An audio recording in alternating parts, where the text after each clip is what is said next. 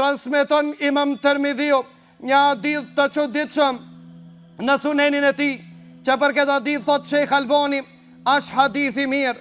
Ndëgjoni vëllezër çka na rrëfen Ebu Said al-Khudri. Ebu Said al-Khudri tha, e kam pa një ëndër, në ëndër e pash sikur një pemë, e lexoj kaptinën Sad, dhe kur erdte sejdja te ajeti i sejdës, tha e lexoj ajetin e sejdës në suratu Sad, pastaj tha i boni Allahut sejdë dhe e boni këtë dua, i tha Allahumma ighfir li biha, o Zoti i madh më fal mua për ta, Allahumma hut anni biha wizra, o Zot mi fal gabimet ndërmjetësoj me ta, wahdith li biha shukra, dhe më furnizo me falemderim ndaj teje, wa taqabbalha minni kama taqabbalta min abdika Daud sajdatah, dhe më prano këtë sejdë si që pranove robit tën Daudit a.s. Tha kur zgjova në mëngjes, tha shkova te pejgamberi sallallahu alaihi wasallam, ja dëftova këtë ëndër.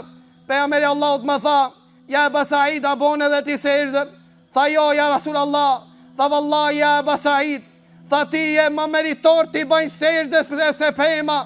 Pastaj mur pejgamberi Allahut, e lexoi kaptinën Sad, kur më rrini te ajeti sejdës, tha boni sejdë dhe boni atë dua që e boni sejdja Allahut azza wa jall. Vëllezër të ndershëm, Allahut azza wa jall i ka bo sejdë edhe lapsi edhe ngjira.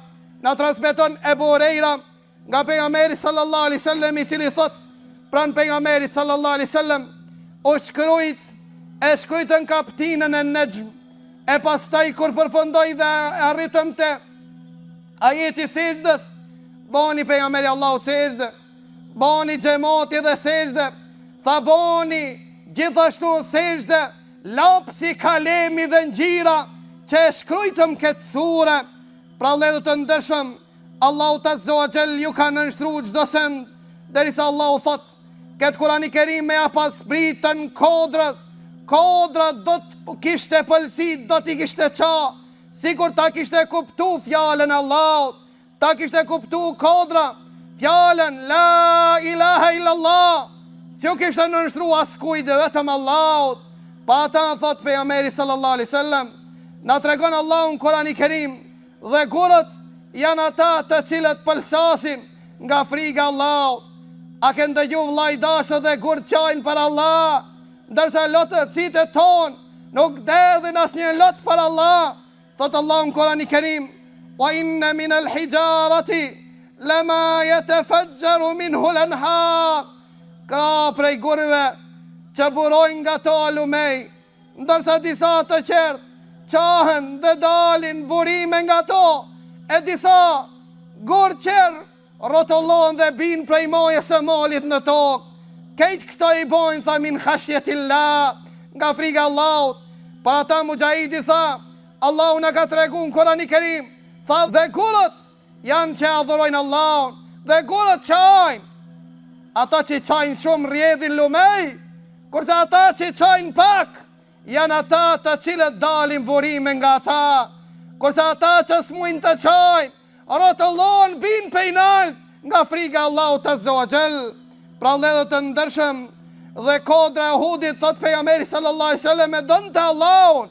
Pa atë kur hipi pejgamberi Allahut, hipi Abu Bakri, Omeri dhe Uthmani, kodra e Uhudit lëkundët prej gëzimit të madh, se e ka dash pejgamberin Allahut.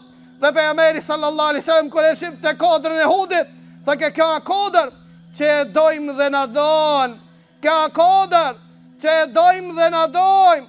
Dhe i tha pejgamberi Allahut, uthbut Uhud, ndalu qetëso Uhud, se mbi teje është pejgamberi Allahut, Siddiku, Ebu Bekri dhe shehidët, Omeri dhe Uthmani.